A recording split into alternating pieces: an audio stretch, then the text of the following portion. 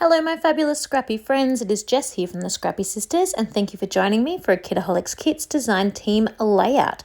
So for this layout I am using another exclusive cut file and this cut file was absolutely perfect for my photos. It's a very sort of specific cut file, very art deco, very 30s, very niche, and that was a spot on for what I was looking for. I absolutely adore this cut file. So I cut it out on black paper, then used the rest of the black paper to make just a little mat around that super gorgeous pink ombre effect pattern paper. And you can see here that I am going to put it all together. So I wasn't 100% sure if I was going to bother with this little extra piece of diamond, but I am going to go ahead and put that extra bit of diamond in. And the two side pieces here, they are on black glitter cardstock. I kind of am imagining this as if it's like a headdress on like a flapper, on a 1930s flapper. So just go with me here. So that is the part that sort of goes around your forehead. The diamond is like right in the middle of your forehead, and that's all beautiful sparkly sequins. These were a pack of sequins that came in a different Kitaholics kit. We know Steph loves to throw in special things. And I have gone ahead and also the little point, like the arrow pointing up, the triangle pointing up, that is also black sparkle cardstock. Now you can see the part of the headdress that would be sort of sticking up that might have been maybe feathers in real life or glittery material. I've used the beautiful punchinella that came in the kit this month. And I backed it, so I backed it with the white punchinella and then I also backed it with some tracing paper, which is very much like vellum, I'm sorry, which is very much like vellum, just to multiple reasons. I wanted to soften the look through the punchinella so that the pink coming through wasn't too bright. And I also knew I needed something that was going to stick to my page. Now this all stuck down beautifully. It was a little bit fiddly to back this cut file, so I certainly didn't show you that on video. There's a lot of little elements to this, but it was totally worth the time and the effort. So you can see here why I'm calling this the headdress cut file. It's obviously in large scale. It is very much an Art Deco type artwork almost that you could imagine on a wall, or a beautiful design.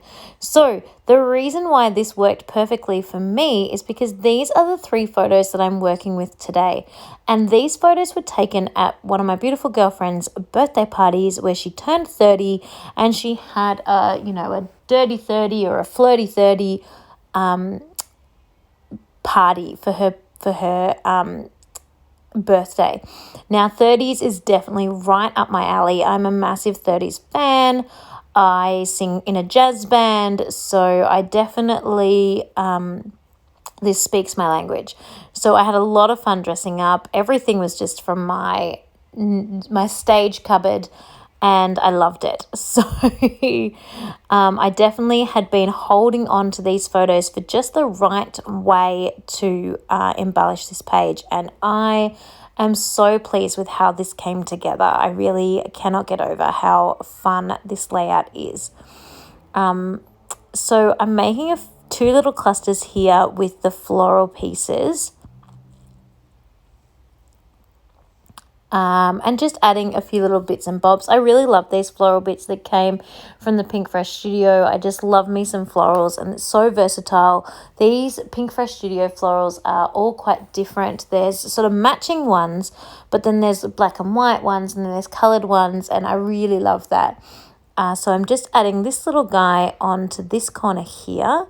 And you can see I tucked a little bit of that sort of fake washi ephemera in underneath that photo on the side as well, just tying in that yellow.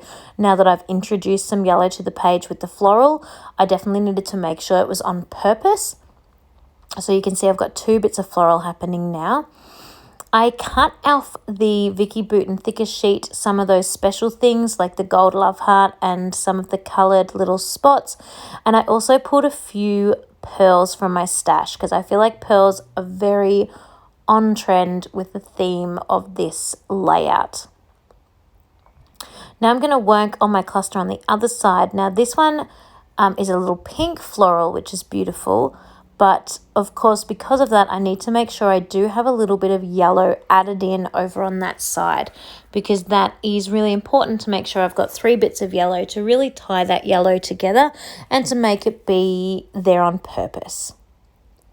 So just building this little cluster here, making sure the flower is orientated the right way. I'm quite specific with how I want everything laid out. That's going to be my title. I know it is a little bit random to have my title be "Oh yeah." It doesn't really explain what's happening, and I absolutely could have got out my thickers and written, Dirty 30 or something like that. But I decided, there's my little pop of yellow, by the way, don't miss it. I decided that my journaling will be enough with this photo, and that "Oh yeah" will be perfectly fine. I really love the actual placement of all those extra bits and bobs on this page, like inside the loop of the Y. I'm going to try and keep them as true as I can to the design because I really like that. So just popping on my thickers now, my title now.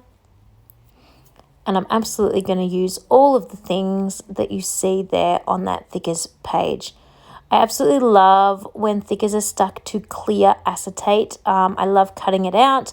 I love moving it around my page and finding the right spot to put it. It really makes me happy when I can play with it in that way. When they usually stick them onto white sort of acetate, I find I tend to take it off and put it on something clear anyway, like some old packaging, because it's so much easier to use in this way. So I hope they continue to do these sentiment ones like this. I don't find that the alphabet are as important, but these sentiment ones I much rather, where I can sort of move them around and audition them in different places. Speaking of auditioning, you could see me not being able to decide where to put that pearl right then. So a few little gold splatters, mostly focusing those around the 2 clusters. I don't want too many splatters on here, but I do want to sort of pick those up with the clusters. And then this is the layout done.